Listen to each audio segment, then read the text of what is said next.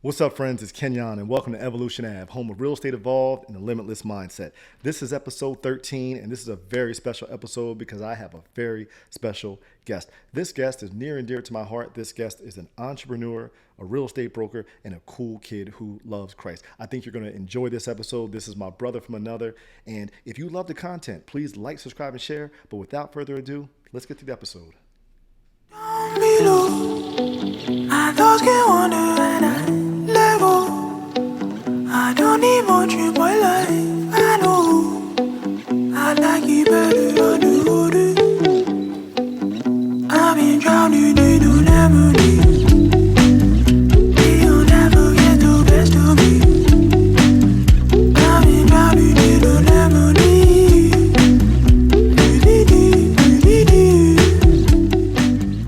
Friends, welcome to the episode. This is the Evolution Ave podcast, home of real estate evolved and a limitless mindset.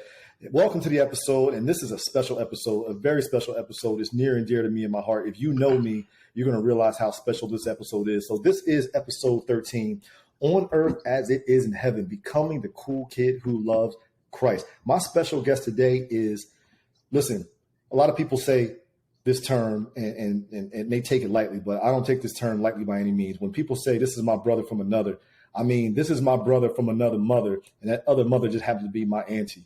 And so this is something special for me. I'm telling you, this episode really hits home. I got to introduce you to my brother from another, my cousin. This is the guy who most of the things in my life, people say, am I my brother's keeper? Or you do as your brother does. And that's just been the story of my life. And, and as we got older, I like to believe we learned a lot from each other. But, we're also people who growing up, like, you might not look at us on camera and say it, but a lot of people, I think it's just our aura where I would meet people and be like, are you Jamiyo Aaron's cousin? Right. And I'm light skinned, he brown skinned, but it's just something about it's the aura that lives in. So everybody welcome Jamiyo Aaron to the show. Cuzzo, what's going on?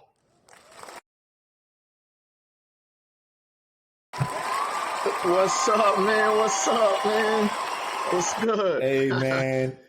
Appreciate the invite. Appreciate the invite. I see you doing big things on the podcast level. So it's great that you decided to share with your big cousin. Listen, man. The reason I'm even here is because, listen, I followed you down to college in North Carolina. I wouldn't even knew about UNC Greensboro until me and Jay, rest in peace and sleep in peace.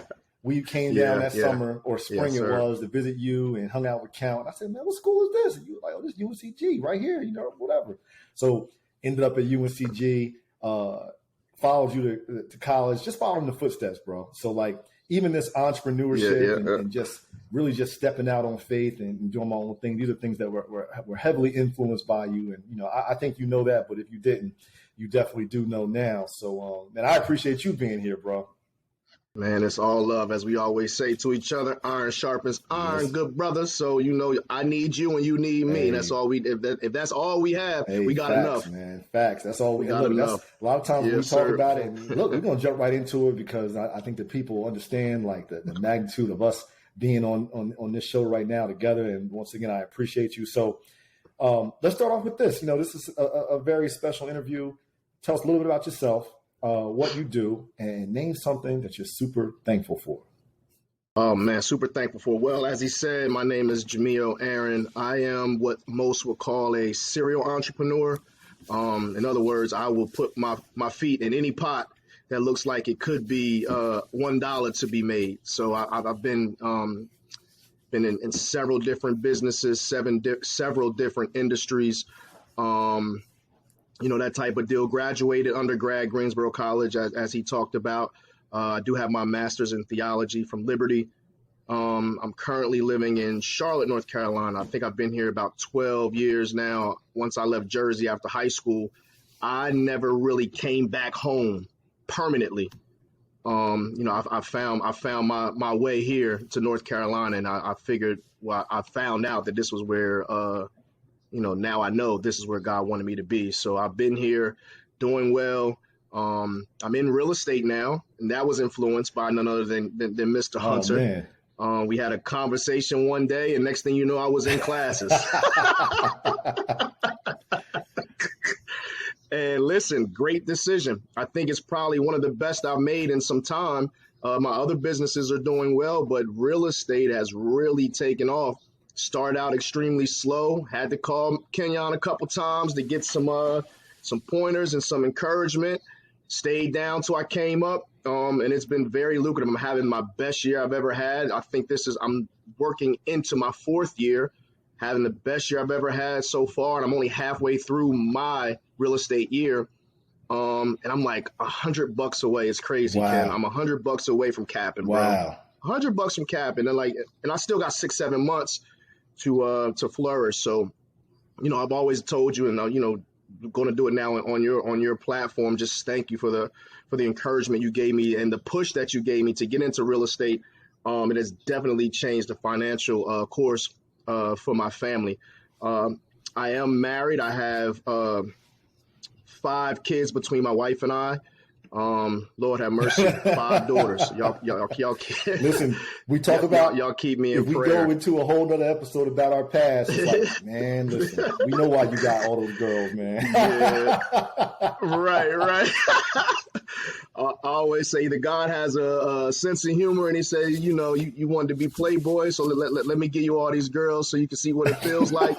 Or he just feels like I've mastered being a father to daughters, so he continues to bless me with them. But either way, I've got 5 of them. Even the 2 dogs that we have in the house are females. So,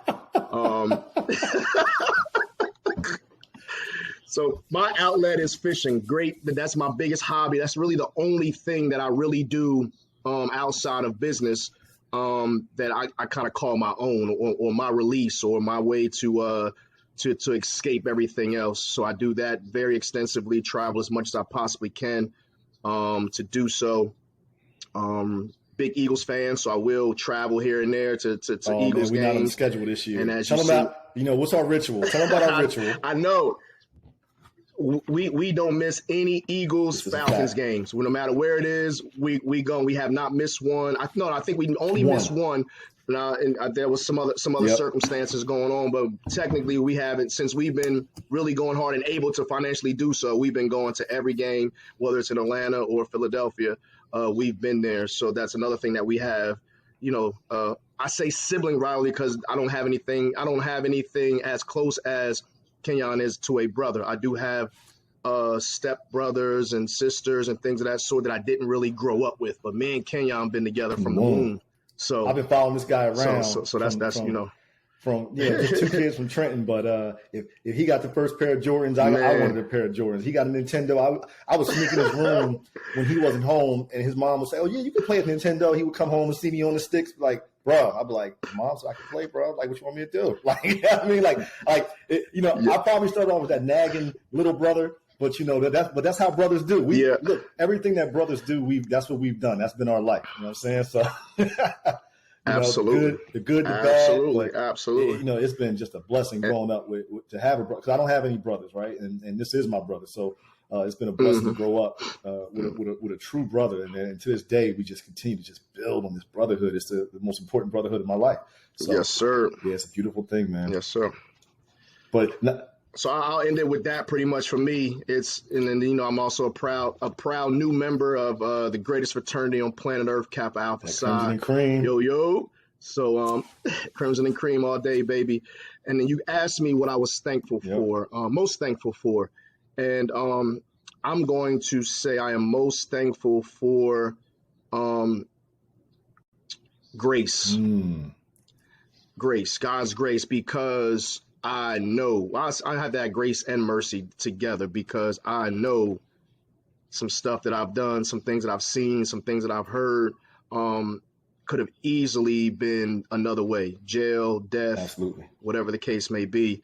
But it was God's grace who kept me. And I know now that he was with me from the beginning. So his grace for showing me grace when I didn't know what I was doing. And he made a path, and mercy for when I royally messed up and I did not receive the punishment that I received. So I'm extremely grateful for God's grace. Man, amen to that, man. That's deep, man. And look, I've been with you through all of it, right? So, we have a story, we have a testimony. Listen, I credit you with bringing me closer to faith, right? Because, a lot of people will look at things and say certain things about us or the way we grew up and things like that. But, I always tell people like, well, what made me believe is what I saw a transformation in my brother, what happened with him in that transformation, because that's a transformation nobody would have predicted, right? Nobody would have predicted that. And let's be real, people, and maybe in our own family, people counted us out and they already put us down, right? Absolutely. We all had our falls. Like I left, some people know, but like I actually got kicked out after my freshman year of college because I was on academic probation, right? And nobody thought I was going to go back to school, but who was I calling all the time saying, I'm going back to school. I got to get back on track, whatever. I was calling my brother right here, right? We've had different, after college, we've had other fall from graces that, like Jamiyo just said, we in most people's eyes, some people didn't want to see us here, or some people just never thought we would get to where we are. And even with real estate, we work, thankfully we work for the same company, right? We're both at EXP. And I remember that call when you called me, and I wasn't at EXP, and I was like, "You going to EXP? All right, that's cool." But then who did I call when I was looking at EXP? It was like, "Look, you're doing your thing," and I'm super proud because you went from I think the biggest thing about real estate agents is a lot of people start off and they struggle and they quit, right? They never go through it. But see, you're already an entrepreneur, so you do have, and that's what I always said about myself when I got into real estate is like the fact that I was a professional. I was already a business professional, did corporate America, and having an entrepreneur mindset. That's what made me push. But a lot of agents won't do that. And I've used you as an example, right? In my leadership role as a real estate broker and entrepreneur, I've used you as an example of you got to, stay down till you come up, and you got to put the work in, and you come up, and now you're up. Absolutely. Right? Funny thing you said that made me think about it. You said, God has a sense of humor. Your sense of humor is different from mine. So one of the differences between us, besides, I'm the light and he's the brown, right? That's how people would refer to it. The other difference is this cat still has the same hairline he had when we was younger, and I don't. So I think God's sense of humor, my favorite, and we are both God-fearing men, right? My God's sense of humor to me and my boy and Mikey Bowman from down in Baltimore, we laugh about this all the time. It's funny that when we start losing our hair, it goes off the top and not the side. To me, God is funny for that, right? Yeah. Because if it left the side, at least I could wear a fade for the rest of my life, right? But he make it where it leaves the top, the worst place for it to go. So leaves the top. For some strange reason, I'm like one of the only cousins that doesn't have that same strong hairline I had, growing up. You know what I mean? I don't know what that was my punishment. So that's what. Yeah, but you get the strong beard. I can't get it. You get the strong beard, so I got it here, but you got it here, and I can't get it like you. So it's like it's a balance. It's a balance. It's a balance for sure. I can't say enough how much of a special interview this is for me. So this question is a selfish question. It's pure nostalgia. Give me one or two of your fondest childhood memories. Fondest childhood memories. Well, you already know where I'm going with the first one. I do not know the year, bro. I do not remember the year, but Christmas that Day. Christmas, that Brunswick Ave. The Christmas that we Brunswick Ave, me and you together, one Christmas under one roof, waking up, coming down those steps, bro. And that was great. Like I said at the time, neither one of us. I don't. It was Mimi. Was your sister? I don't know. Your sister wasn't born yet either, right? So it was me and you, two. Right. Just so us had two. To be Our parents had no other kids. We had no other siblings. Post 1989, because my sister was born in '89. So this was post 1989. Yep. Pre-89. Yeah. Right. Pre-89. Yeah. That's why he got a master's. Yep. Pre-89. Yep. You stupid. Yep. Man, that Christmas was, I mean, I don't think we have any pictures of it or anything. I think I found one where I had like my bike, but we both got bikes. We had the old school Rock'em Sock'em robots. No, I had a Diamondback. I think you had a Mongoose, or you had a Dyno. And I had a Mongoose. You had every bike, though. That's the one thing about you. You had every single bike. And I know that's something we could talk about, too, is, look, y'all, we don't understand. We come from Trenton, New Jersey, right? We come, and this, no cap. Yeah. Somehow, I was just talking to my wife about this, right? I was like, don't you think we have it easier than our parents and our grandparents had it? Because I don't know how our mothers and our fathers, our parents, made Christmases like that happen. It was magic. You know what I'm saying? Man. But go ahead, man. That Christmas is a perfect example, though. And thank God, I'm glad you said this. We can always give roses. I mean, our extended family helped a lot. You know, our aunts our godparents, my mom's longtime boyfriend at the time. So we had a lot of people who planted seeds in us. We may not have been as thankful then and not have known it, but we had a good childhood regardless of the circumstances. Absolutely. So tell us about that. Talk about that memory, bro. Like, I know that memory very well, vividly. Man, I just, like you said, man, our expectations were probably low. And waking up and saying, I don't know if our parents were our moms were in competition. Not out of question. and we just happened to benefit from it. But I mean, two kids from Trenton, New Jersey, who, I went to a predominantly white school. I went to Ewing, to the Ewing Township schools. And you can admit that now that you don't have a Ewing Township following you around Trenton saying, where does he really live now? Yeah, my grandmother on my dad's side lived in Ewing Township, and I spent a lot of time there. So I was able to attend school there. We'll leave it at that. And statute of limitations, bro. We good now. We good. I hope so. They're not coming to get your diploma. Right. And as a child, you will, it's nature. It's natural for you to compare yourself. And I thought, having central air and 2 bathrooms in your house, you filthy rich. We didn't have that. I don't want to embarrass you, but there was times when you and I had to share a bathtub. You know what I'm saying? So, having that Christmas where, it literally the whole entire living room was full of gifts from wall to wall, man. It was, to be able to share that with my brother, that was the greatest day ever. And then usually on Christmas, I'm by myself and I'm opening gifts and I'm playing with stuff, and I'm playing by myself. So I think that Christmas probably lasted the whole week. We had a ball, man. We had a ball. So that was definitely one of my favorite, if not the favorite childhood memory that I had. That was amazing, man. And just another testament, where, a lot of people cap about coming up, but, we lived in the same house because that was just what was affordable, right? My mother, two incomes, right? 4 incomes, technically. My mom and dad and Aunt Rose and Charles at the time, right? So, but that's just how it was. In the back of a bar. Right? On top and in the back of a bar on Brunswick Avenue. I know all the 70s and 80s music because we would hear the jukebox through the wall. We would hear a jukebox. Imagine living behind a bar and kids pre-1989, what we were exposed to and seeing, living behind a very popular North Trenton bar, right? So that's a whole nother podcast, bro. We're going to have episode 2, episode 3, part 2, part 3. Yeah. For real. Any other memories that strike you, man? Because I think about, I have a vivid memory. I'm going to tell you a vivid memory I have, right? I didn't. So you played baseball, and, like I said, people always say you do as your brother does. I wasn't into baseball when I was young. I always thought I wanted to be Warren Moon. I wanted to be a football player, but I'll never forget Moody Park, pre-1989. You played for a team called, it was something Steakhouse. Was it Mike's Steakhouse?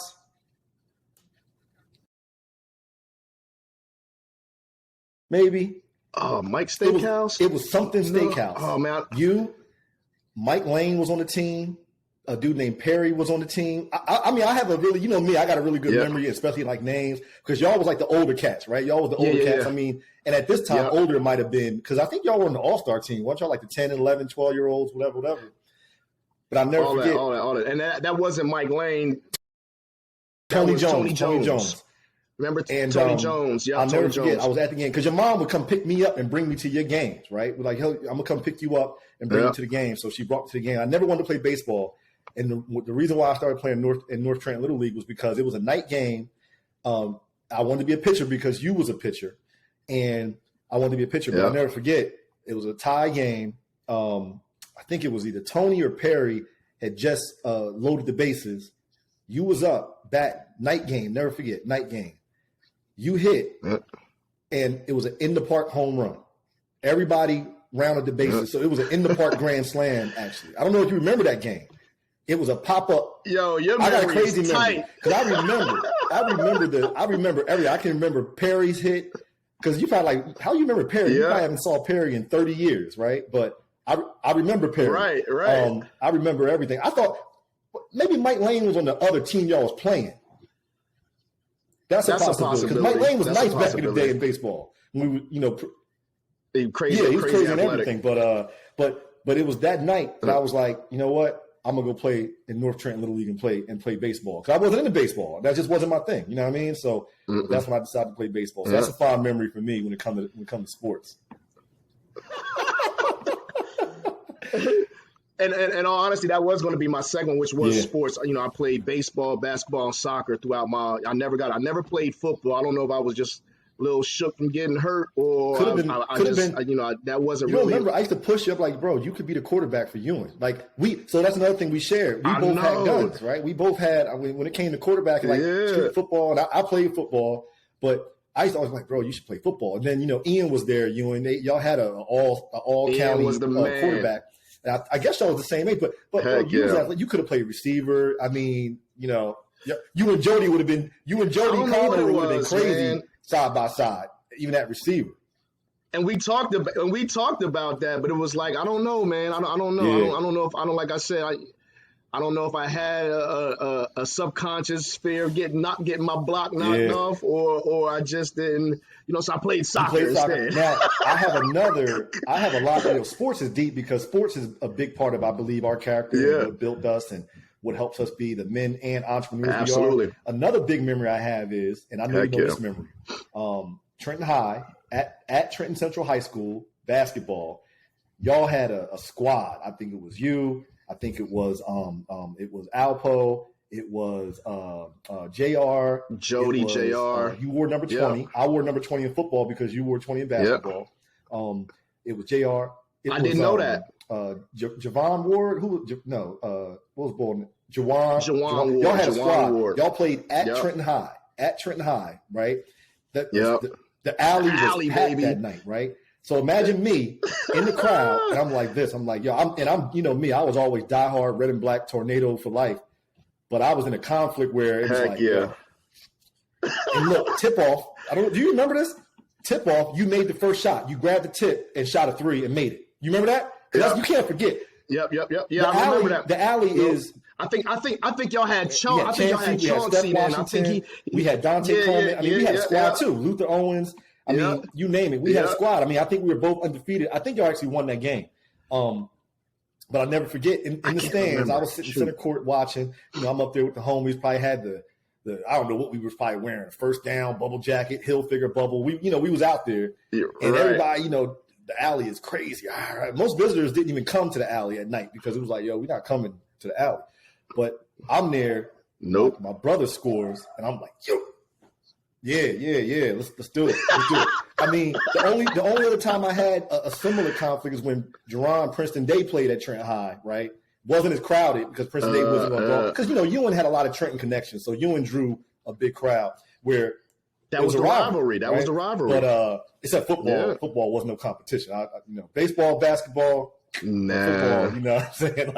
But I remember Jerron played, our boy Jerron played, and that was, I remember that day, Princeton Day came to Trenton High, and that was tough because the Randalls was there, that's our other family. The Randalls is our family. And that was tough too because every time Jay scored, I'm like, oh, yeah. All right, cool. But, that's another memorable time I remember that night. That was an electric night in the alley, bro. Electric night when y'all came through, right? All the Trenton chicks was like, ooh, look at you, and they got some Gators on their team. I was like, yo, shorty, come on now. It's us. It's Tornado Alley. Come on now. Y'all out in the suburbs. What's wrong with y'all? You stupid. Yeah, man. But let's go to the next one, man. Because I know you're a busy man, so I gotta keep it moving a little bit. But so talk to us more because look, man, you have a story to tell, and it's not going to be done in one podcast episode. But talk to us more about your journey, starting with being just a kid from Trenton, our hometown, and then the evolution and becoming the cool kid who loves Christ that you are today. Okay. Let's do a quick synopsis of the youth side of it. You know, like I said, sports was key for us.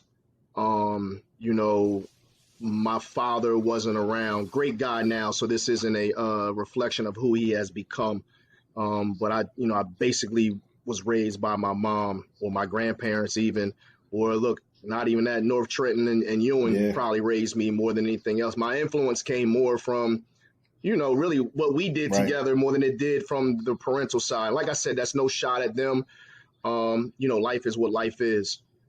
So, very, very, very independent type individual. I was thinking about this, bro. I think I had my first job at 12. I had a paper route. I don't know if y'all remember old school paper routes back in the day, 5 o'clock in the morning on my bike delivering newspapers. So I've been hustling since I was 12 or 13, somewhere in there. So it was being set up way back then, right? So 12, 13, I'm hustling newspaper routes, playing sports, just kept busy. And then, we did the summertime Trenton stuff that we did. I remember we got in trouble for breaking windows at the factory with rocks. I think didn't you get shot at in a junkyard, that was like our bro? thing on New York Avenue. Remember that junkyard? we got that's my first time experiencing what it looked like inside of the Trenton police station. Yep. And that was kind of somewhat of some racial tension there as well, wasn't it? It was. Yeah. Okay. So, typical neighborhood kids. We were in the school playgrounds, jumping on dirty mattresses. We're born, all that type of stuff. So we had the typical city life as kids. Had a ball. I hate that these kids now will never get a chance to experience Trenton the way we did. It's a little rough now. I mean, it was always had its edge, but we had a good childhood, being able to roam the streets without cell phones and just being boys. Absolutely. Being boys. So that's what that is. Always kept decent grades, well, above average, A's and B's throughout high school. Like you said, played sports, and then went to college, Greensboro College, as an undergrad. I left Trenton with clothes. I didn't have any friends or family down here at the time. I came down on my own. It was originally on a baseball scholarship. And one of my biggest regrets is I quit after my freshman year. Matter of fact, I didn't even go to camp. When we first got there, they wanted me to report to practice. Like I just got through playing baseball that summer, 2 days previous to my first day in college, because we went pretty far in that summer in the playoffs. And then they want me to. Yeah, that was Babe Ruth then. Yep. No. And I'm sorry, it was my bad. American Legion. Okay, got you. Yep. American Legion. And I fell into the trap, man. You know what that is? Girls, brother. One thing I will say about our my childhood, and you may agree, it was very we were exposed to drugs, alcohol, and sex at a very early age. Not sexual as an abuse in that situation, but yeah, we saw a lot of it, heard a lot about it. Like you think about, we're parents, right. We hide it right now. Like, it's too young for them. But for us, it was just like it was what it was, which is what it is. Right. It is what it is. Exactly. So I kind of fell in that trap. I wanted to chase women, man, and I became a legend at that. I'm not going to contribute on my part on that one, because my wife might listen to this podcast, but oh, God. I appreciate your vulnerability, brother. So we'll just that's part of my testimony, man. So I chose women over baseball. I decided to get a job because I wanted to have money to be able to party and eat what I wanted to, and so forth and so on. So one of my greatest regrets is quitting baseball. I really wish I would have, even though I don't think I had pro potential. I was good enough to play Division III ball, and I should have stayed with that, man, because the relationships you make with sports, as we said, it had a big influence on our lives. I wish I would have stayed with that. So college goes pretty smooth. I finished in 4 years. Finished on time. Graduate with you finished on time. Finished on time. Finished on time. And one finished quick on thing. time. So growing up, where we grew up and the way we grew up, it wasn't cool to be smart and in the street, right? But the reason why I look at myself as somebody who got A's and B's, I wasn't a straight A student, but A's, B's, through a couple C's in there, was because my cousin Jamiyo, was the one who showed me you can be cool, but you can get good grades and get to college at the same time, right? And even Tyrone Richardson, I kind of looked up to him. He was a little older than us, and he was like the first person on our block to go to college and came back with the Honda Accord. Yeah. What's up, friends? It's Kenyon of the Wolfpack at eXp Realty. Listen, if you're an experienced agent looking to do 3 to 5 more deals per month by using modern strategies like social media and building your brand, or if you're looking to build a team, maybe you're looking to add an additional revenue stream by helping other agents be successful just because you love doing that, or you're simply trying to make more money doing the same thing you do day in and day out, we should talk. If you're a new agent ready to commit to learning how to become a rockstar agent and executing day in and day out, mastering the art of being a dual career agent and earning an additional 6 figures every year, and becoming the go-to real estate pro in your area, we should talk too. Oh, and by the way, collaborate with some of the highest earning agents around the globe, free coaching, dynamic masterminds, all with no coaching fees and no additional splits. Book a 30-minute meeting with me and let's discuss your options. The Wolfpack may or may not be for you, but at least you'll understand why over 140 plus agents join us every single month. And you'll understand why I'm one of the greatest motivators of all time. Talk soon. Closest to me that I saw never made me feel like, if I wanted to be cool in them hallways, I couldn't get good grades. You showed me it was cool to be cool and smart, right? So, and that's how I even ended up in college, right? So that was just, I just wanted to add that, you know what I mean? Yeah, man. I mean, that's a tough balance when you living in the city. That's a tough balance. But I'm thankful that we found that balance, and we found that balance. So it enabled us to be able to go to college. Expensive, but we went to college. So college is good. Finished 4 years. I hopped right into working and those type of things. I had a pretty good job, man. At that time, I think I was making like 50, 60 grand coming out of college pretty much. And, pretty good as a single kid coming out of college, 50, 60 grand in the South back then when the cost of living was extremely cheap. Didn't really have much want for anything, man. But what I did get a taste of in college was I met a lot of people when I got into the nightlife, the party industry, the club industry. Opened my first, I did a lot of parties, a lot of the fraternities back then. It's ironic that I become a member of the fraternity I did a lot of parties with, right? And that taste of quick money, that was nice as a junior and senior in college, living on a limited income, that I could make $1,000 really quick off of a party, right? So I'm hooked. So I get into the nightlife, got into the club industry. I think I owned my first club right after my first year of college. It was okay. Didn't do very well. I didn't have everything I needed to make that business successful. But it was decent. Had a good time, made good money. But it wasn't enough. And then that's when I got into some other things. I decided to get into some street life stuff, man. And that was quick money. And what comes along with the quick money? The girls, the cars, the jewelry, the lifestyle, right? Popping bottles back then. It was Moet, White Star Moet back then. Not that White Star. You know what I mean? Yeah. Not that White Star. I'm coming back. I'm coming back to the hood, coming back to the town with cars, with TVs in it, with the TVs I was thinking in it, about all that. crazy. I was literally I was thinking about it the other day, and I was talking to somebody. Who was I talking? I was like, yo, you remember that one hot summer, Jamiyo came, my memory is crazy. You came through the TL, the rims, the TVs, hopped out the wheel, jean jacket, cut off sleeves, chain. It was just like, it's a hot summer out here. It's a hot summer out here, right? I don't know what you was in town for, but you was around for like at least a week or something like that time. And we was getting around town, and the eyes, like as we rolled down the boulevard, Stuyvesant, the eyes was just like, Who these cats? A whole different. That's back when the park was jumping, and we remember we had a basic route that we used to drive through town to hit all the main streets. We covered the whole city of Trenton.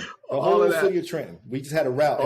That route, like you said, that was the route. Like every single day, you take that route. Your music is up. Back then, it was probably CNN, Noriega. Music up. You know what I'm saying? Woo, what you talking about? Listen, what? We had the music. Look, the time was different. Our music had feeling and emotion to it back then, right? But I remember that route, man. But yeah, go ahead. That's memory lane right there. So at that point, I was kind of in the game. Honestly, I wasn't very honest with a lot of my family members and people that knew me from up north. I kind of kept that somewhat of a secret, so to speak. There was some conversations that some people knew, and I had to when I decided to step my car game up, I had to use a relative to help me get my first Benz and all that type of King's stuff. Dominion, 2002. Yep. A movie, brother, epic. You talking about epic? A movie. I introduced you to a lot of people. I introduced you to a lot of dudes, bro. You introduced to a lot of life. Mike Treadwell, came through with the 7 Series when nobody even saw what it looked like before. Right. That was like a shark on land. That's right. I had the silver 3 rimmed out. You had the silver E-Class rimmed out. Hummers with freaking 8 TVs and systems. I mean, we had like a sitting on 20 pluses before we even knew what those were. Remember, we had the parking lot jumping as if we were the celebrities, right? So it was, and we was riding around with our flashes on. Remember that? Just telling each other like, "Yep, you don't look, y'all don't listen, see where we at. Y'all don't know where we come from." there was literally, and back then it's different now, but there was literally millions of dollars within a 10 car. We had about 10 cars, 10 different people. There was millions of dollars in that. Your man had the S600 those things coupe. become. Remember that joint CL? I mean, it was crazy. It was crazy. My boy B Mac. My boy B Mac. I hope B Mac gets an opportunity to get out of jail sooner than expected, man. Good guy, but he was just a hustler. I think that's the thing about us, man. I think that's where we are now because we're good people. We just like something I always used to pray was like, God, I think I'm a little lost, and if you can, guide me right now, then just forgive me for not finding my way at the moment, right?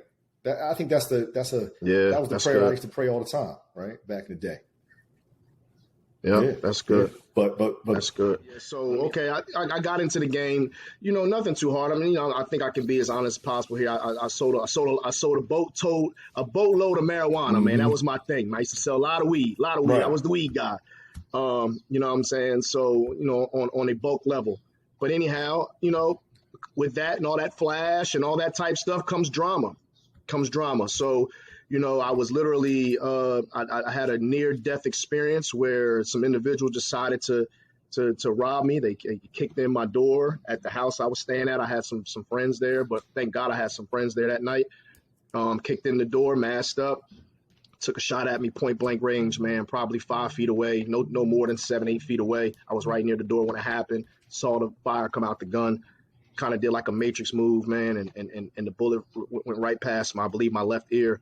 And ended up in a closet, through a wall, and all this type stuff, man. But very close, near-death experience at that point in time, man. And I'm gonna be honest with you, as much as a gangster I thought I was or wanted to be, nah. That became clear to me that I wasn't as gangster as I thought I was, man.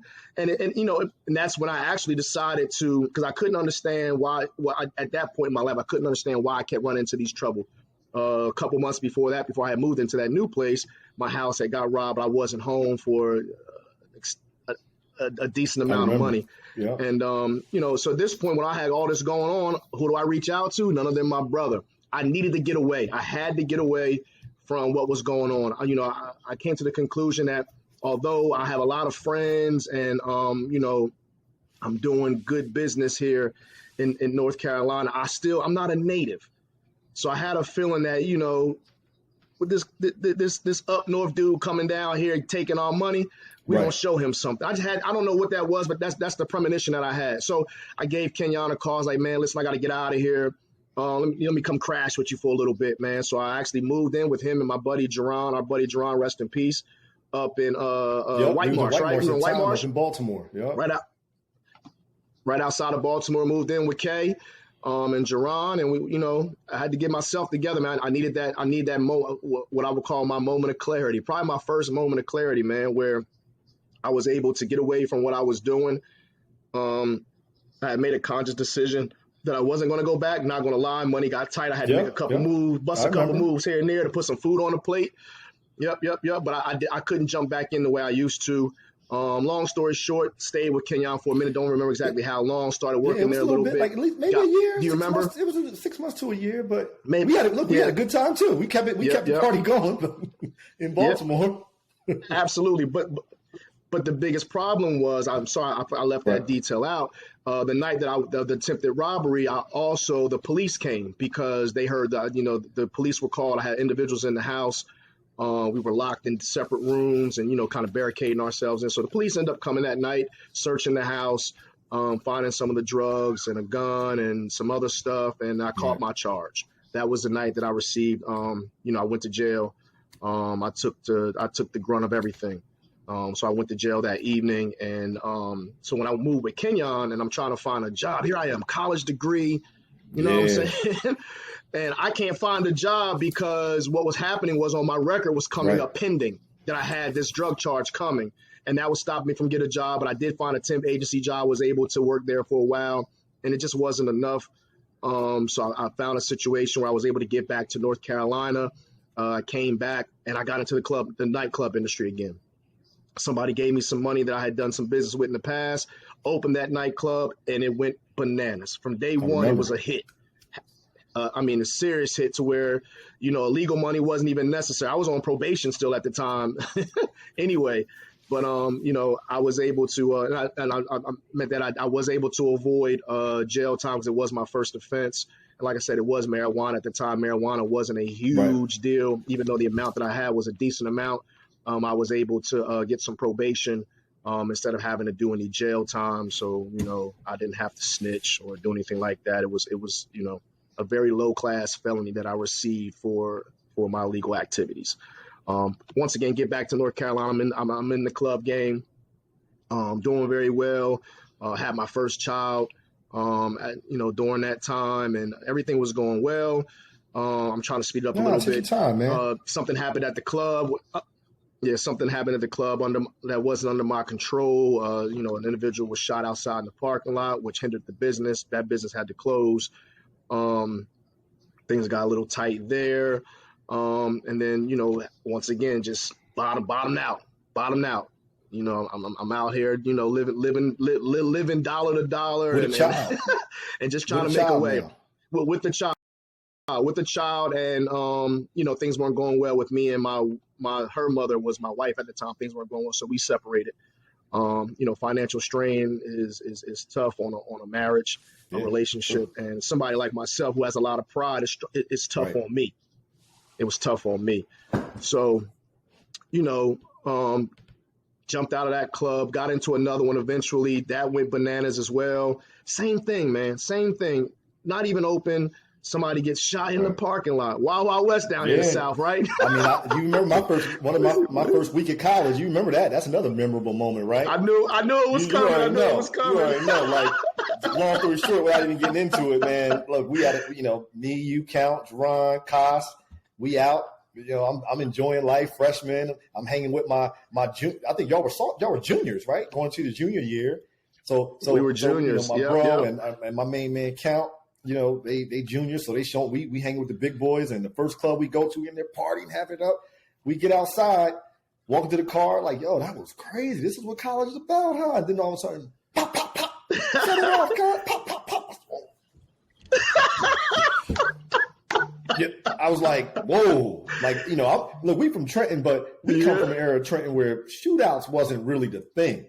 But down south, things were a little different. You fight. People get jumped. Shootouts wasn't like normal in the north at the time. But down south, the gun law is a little more lenient. When you below that Bible Belt, it's a little different, right? So, but I remember, Wasn't he sitting on your trunk? Sitting on the He was trunk, sitting on your car or leaning on your car, right? And I'm ducking down on the side of the car, like, and count like, what you doing, man? Get in the car. Let's get out of here. Peel off. So that was crazy. So here you are, young daughter, separated, financial strains caused problems in the relationship, kind of going through a cycle of, getting back into this nightlife game, then I'm out of it, financial cycle. What was that moment, man? Like, what changed for you? So what changed for me was, man, just being, I think I was in a rock bottom state when I decided to move from Greensboro to Charlotte. And as God would have it, I had an option, obviously. I could have moved back to Trenton with my mom and called it quits. My mom is very loving, the type of individual who will take you in and feed you, clothe you, whatever you need. And I would have been back home, back in Trenton.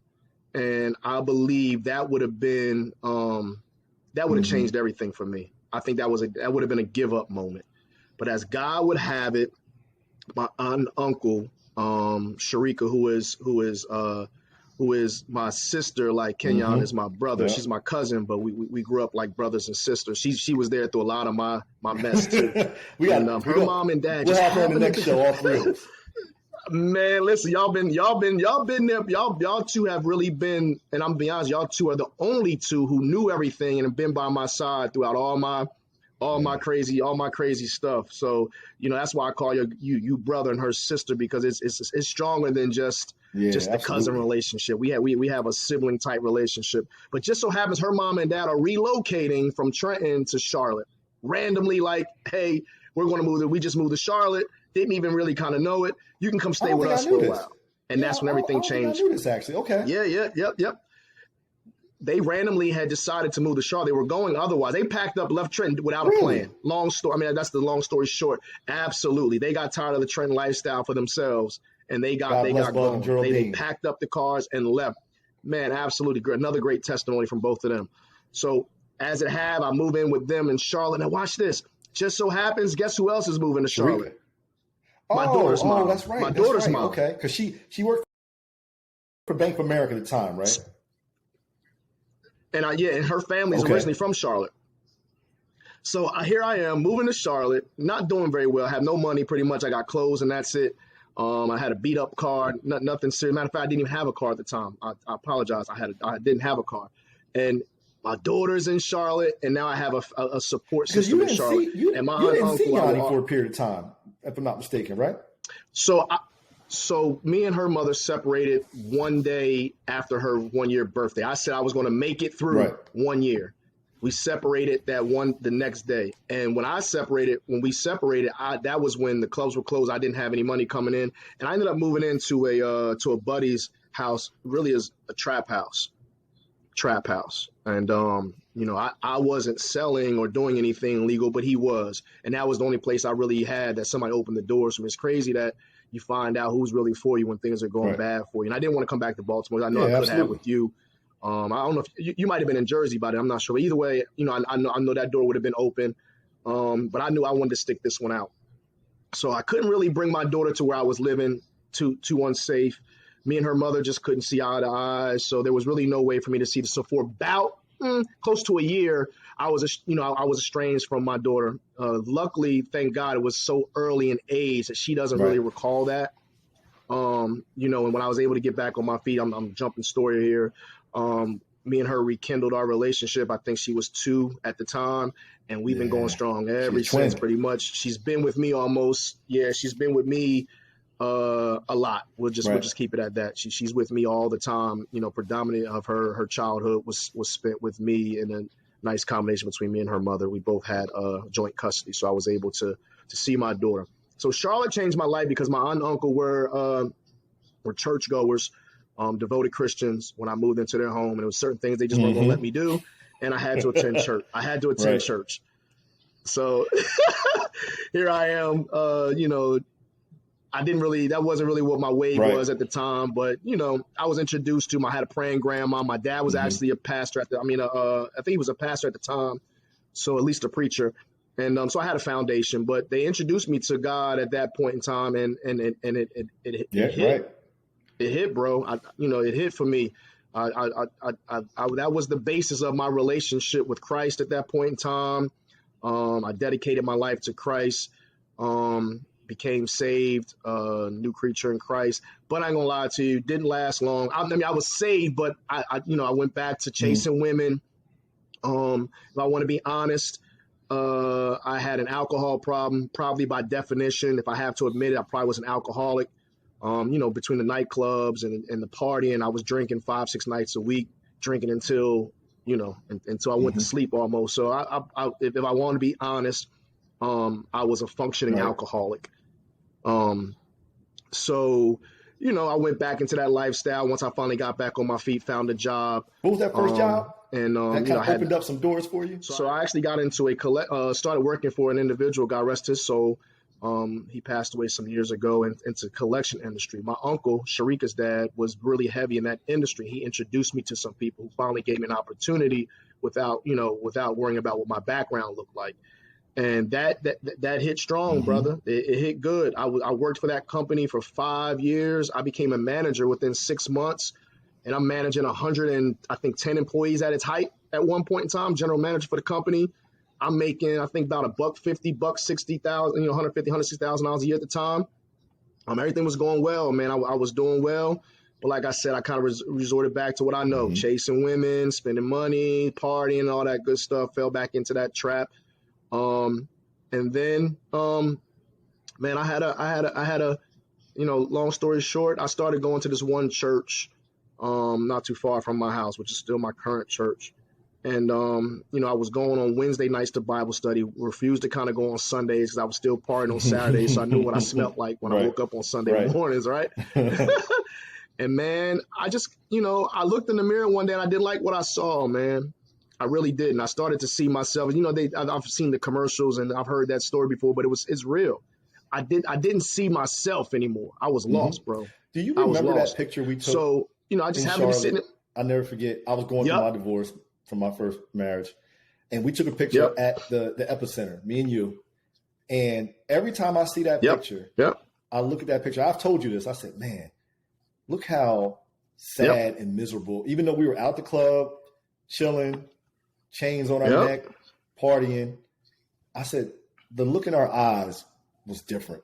We were lost. Remember that? Remember that picture? Yep.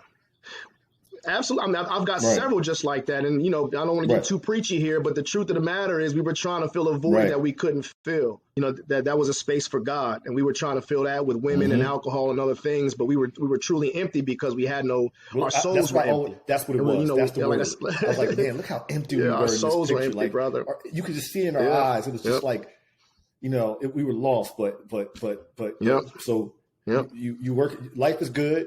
Working at the collection company, worked your way up, went from hustling to being a boss to humbling yourself, starting over, grinding. Yep. Oh, and let me tell you, so there's a long story short about that is I was actually taking the bus back and forth to work.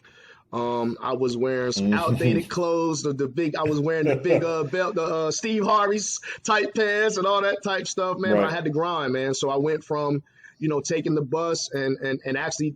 The funny thing is one of the offices that I own now, years later, happens to be the office that I started in. That's crazy. What a circle. I own the office that I used to work in. Yeah, that's randomly. I mean, it's not random, but that's how this thing happened. So I can literally stand in the spot that I was struggling the most in. When I got there, I was broke, busted, and disgusted. I can actually stand go sit in that spot right now and reminisce over how, where I've come from.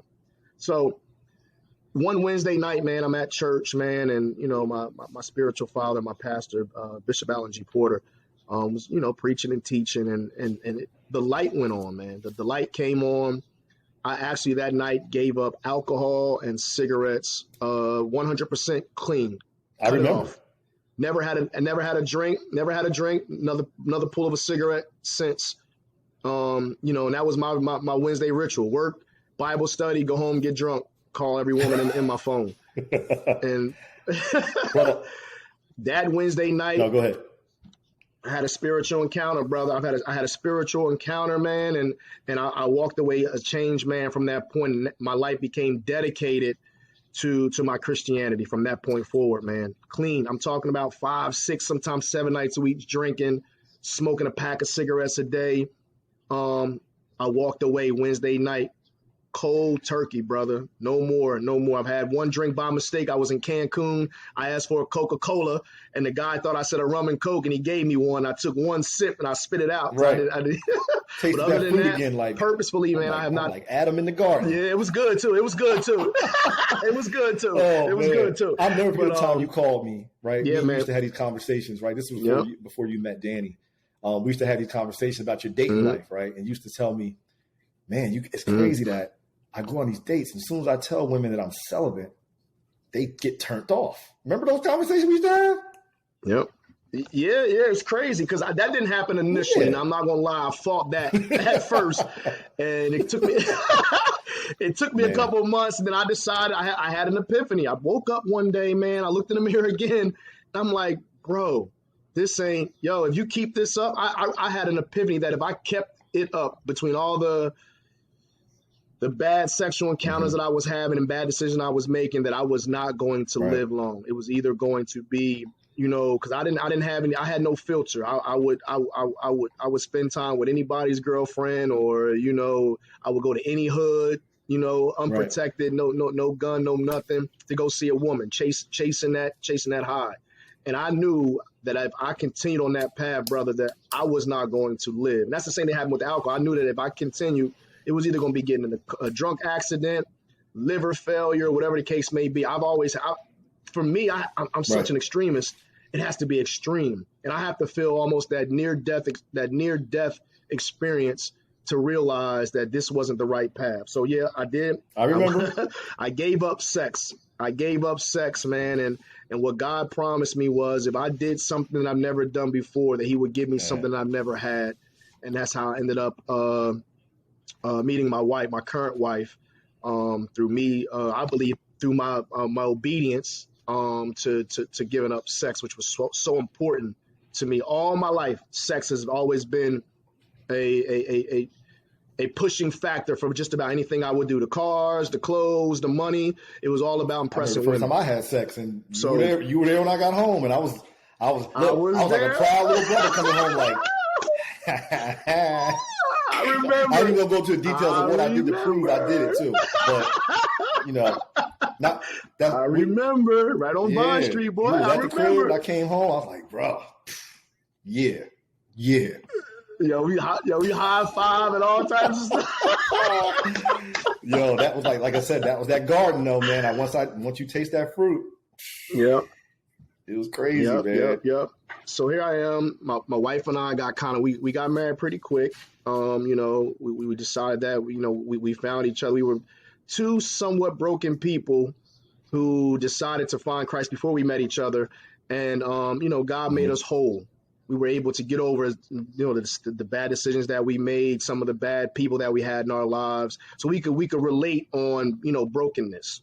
Not like we were two broke people trying to make a whole, but we had experienced things that broke us in our past that allowed us to have some common ground. And we built our relationship not on sex. I'm not saying that sex ain't good. I'm just saying we built our relationship outside of the physical. It was built more on spiritual and family. So here we are now. We stand. Lord, we're about to celebrate our 7-year anniversary here next month. So we've been together, but man, I had to do some things, man. And in that process, I decided that I wanted to take up ministry. So I went to school and got my master's in theology. And here I stand, man. A changed individual from somewhat of being in the streets and hanging out and doing my thing to a cool kid who loves Christ. There's where the story, that's where a cool kid who loves Christ. We can get into what that means, but I believe I am a cool kid who loves Christ, man. I am dedicated to reaching other brothers who have been where I've been, who've experienced what I've experienced, and just to encourage them that there is better. Man, that's a powerful testimony, bro. Like entrepreneur, pastor, real estate star, and a cool kid who loves Christ. So how'd you come up with that? Because I remember when you brought it about, but I never asked you, how'd you come up with it? Mm-hmm. So late night, just, you know how that goes, bro. Or, mind running crazy. And I'm like, man, and as an individual who loves fashion, I love cars, I love those things, not to the point to where I love it more than I love my relationship with Christ, but I like to have nice things.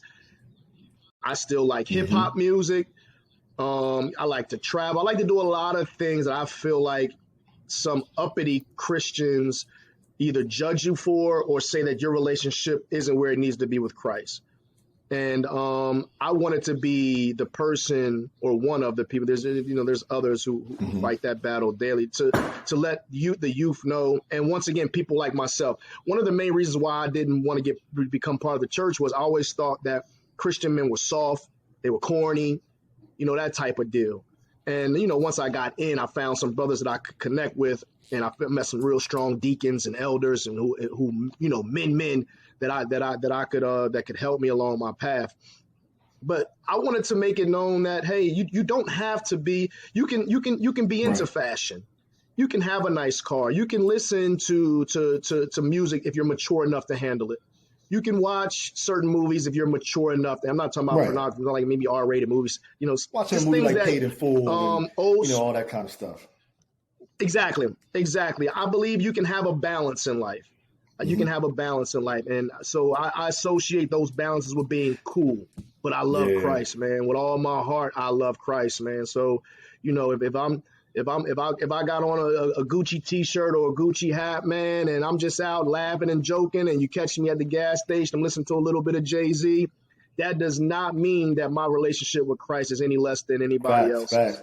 So I believe that, there's a lot of people in that boat, and I just want to be a cool kid who loves Christ. Facts. It's crazy because when it first became apparent that you were saved and you were in the ministry, people would always say I'd be like, oh yeah, me and Jamiyo and a couple cats, we going to Minneapolis for a football game, or we going to Miami. Like, I miss those days, but man, we gotta get back to it, man. Now that life is starting to normalize, me and my brother travel. Like, yo, we going to the Dolphins game in Miami. Let's go. We're going to the Heat game, or Wayne will get married in Miami. We going down for his basketball party, whatever. We just used to be out. Jamiyo called me.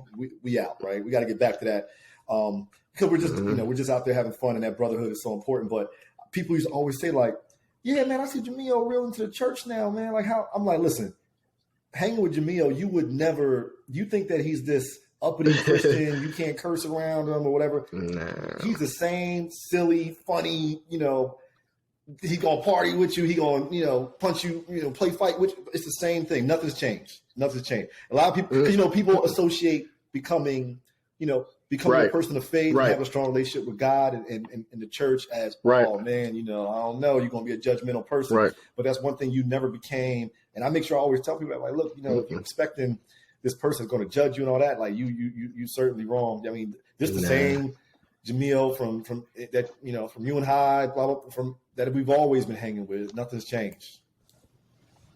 Yeah. And let's be honest, man. It took me 30 plus years to figure that out. To get my relationship right with Christ. Who am I to judge anybody for doing the same things that I did and their timing on their relationship with Christ? Who am I to do that anyway? Right. I've done way too much to be judging somebody else, man, and I'm just not going to do that for you. If I can be around you, it's a blessing. I can be around people who drink. It doesn't bother me. Those who curse, that doesn't bother me. Things that the typical Christian would say that, you don't need to be around. But Jesus was around sinners, man. And he changed the room. He changed the room. The room didn't change him. So my thing is, I'm going to be around the people I've always been around. And if I feel uncomfortable, give me the opportunity. Right. I'll leave when I feel uncomfortable. but don't alter yourself. I appreciate the respect. I always say all the time, I appreciate the respect for who I am and what I've decided to be, man. But be yourself, man. Facts. Be yourself. And I think that's important because God can use you when you're yourself and not trying to be fake and phony and trying to be something that you're Facts. not. We got to get to we're going to have a part 2, man, because we got so much to talk about, man. I love it. A couple things before we end the episode and to wrap up. So business today is, you're still an entrepreneur, so you still own your credit collection companies. You're a pastor. Mm-hmm. You dedicate a lot of time where you fellowship, and you're also a real estate rock star down there. We got to do some cross-state real estate stuff too. Absolutely. So I guess I'm gonna move into what I end every podcast with, and there's 3 statements. I want you to finish the sentences for me, right? So next year I will be. Next year I will be excelling. Blessings. And what I mean by that is excelling from, this is a good year. Next year is going to be a better year for real estate. Where God has me now, I'm going to elevate from where we are now to a whole nother level. My family life is going to be, we're going to excel in that. We're going to be elevating. So I think by next year, you will see that I have excelled from currently where I am to another level. So that will be me one year from now. In 5 years, I will be expanding. Go tell expand on that. So we excelled this year, and then this comes from where we are with my church right now. We're in we've been charged to emerge, excel, and expand. And I think my 5-year will be my expansion, where I'll be reaching out, and real estate will be in a whole nother level. Maybe that may be my own agency, or having teams, or maybe I've expanded into different markets and I've been in now on the real estate side. I do plan on getting into the charter boat fishing industry, since that's one of my passions. I believe that I'm going to be able to monetize my passion. So that means I love to fish. I love people. I know that that's where I'm going to end up, somewhere on somebody's beach or near the ocean, and getting into the charter boat fishing industry and the commercial side of it as well. And then expanding, which means that I'll have some children who are getting a little bit older. One of my daughters will be into college and those type of things. So I will be expanding my influence on them as well. And my hope is to be, by in 5 years, getting to the point to where I'm setting things up for them, so they won't have to work as hard as I did. Man, so expanding. I love it, man. I mean, we didn't even get into the love of fishing. This is the black bill bass that we have on the show. I don't know nobody that fit my kids like, Uncle Miyo, look at this fish Uncle Miyo caught, Daddy. I'm like, because they take my phone and be on my gram, and I'm like, what is that? I mean, I'm talking about, me. Our grandfather was a great fisher. He introduced us to fishing. I was the one who never wanted to put the worms on the hooks. I was like, Miyo, man, give me the bait. I don't mess with this. And I would never go. I never got back into it, but one of these days, I'm sure I will. But Absolutely. It's crazy how your passions lead you to things. So it's not surprising to hear you say, we never even talked about this, but the charter boat in the future, that's just a passion leading you to something greater for what you're called for. Then the last question, very important question. My impact to the world will be. My impact to the world will be. It's a good question, good brother. I believe my impact to the world will be. I want to say it the right way. I believe my impact on the world will be.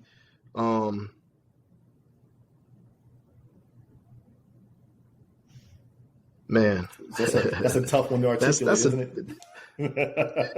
It's a tough question, because I am at this point, I'm a very humble individual.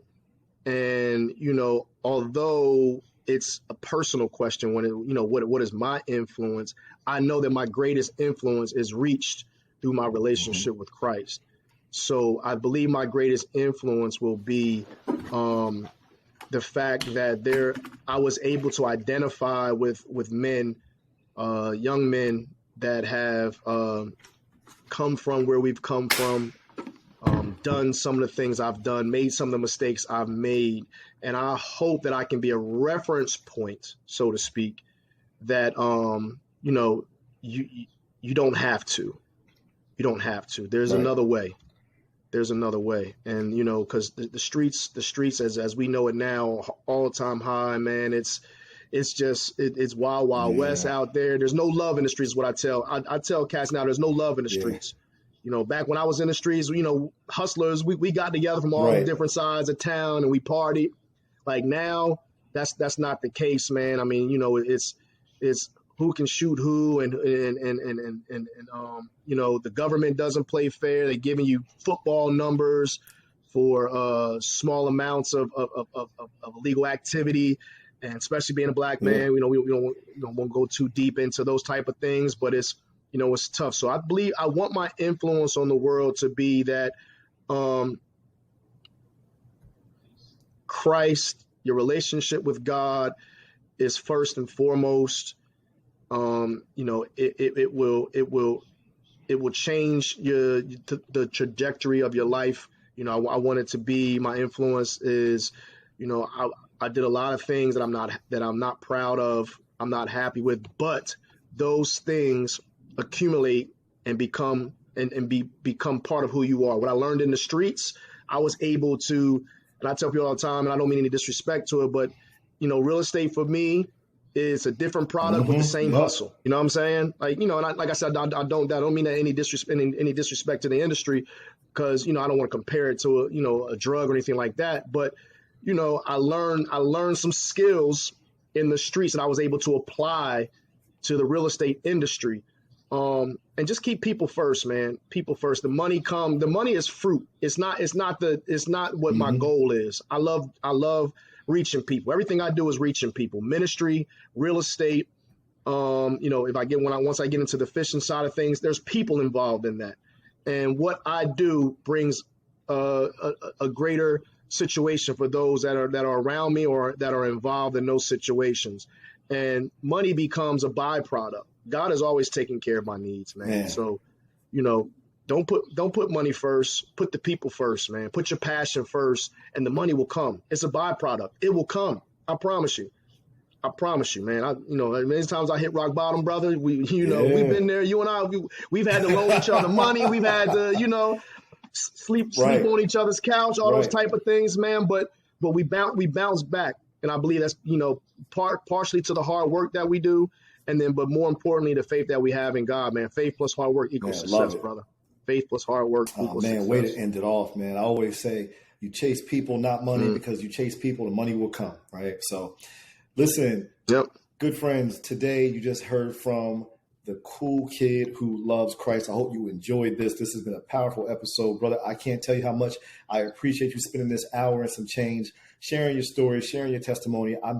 I know for a fact that people are going to take so much away from this. So your impact is going to touch a lot of people just through listening to this episode. And we'll make sure we'll get it out there, because this is an episode that people definitely have to hear. And once again, I appreciate you. And for all y'all out there, thank you, brother. How they can reach you, by the way. For me, social media, Facebook, it's my name, Jamiyo Aaron, Jamiyo, last name Aaron, Aaron. I am on Instagram as O_Miyo, MIYO_my. And I have a real estate page, Agent Miyo, on Instagram as well, man. And, I've got my phone numbers are public, the real estate numbers public. So you can reach me there if you need to, man. I'm always, DM, whatever the case may be. I'm open to praying with you, for you. Whatever real estate advice I can give you, I will do that also. So I would love to connect with anybody who wants to connect. And I did want to give one last word for you, brother. I just want to say, man, I appreciate you, man. I really do. Man. And as the encourager, someone who's always encouraging others, we tend to forget that the encourager needs encouragement too. You know what I'm saying? The great motivator needs to be motivated too, man. And what I want to tell you is, man, there's going to be dead ends. There's going to be speed bumps. There's going to be detours. You know what I'm saying? But, that should not deter you from getting to where you're supposed to be, man. So just keep plugging away. The direction may change, but the destination is not going to change for you, man. I promise you, man. And listen, man, that's why we stay so close, because I need that. I need that from you, and it means a lot coming from you, man. So, I definitely appreciate that. So listen, for all y'all listening, if you love this content, please like, subscribe, and share. Just can't tell you how much I appreciate y'all for listening in. And in the meantime, I'll see you on the next episode. Y'all stay super blessed.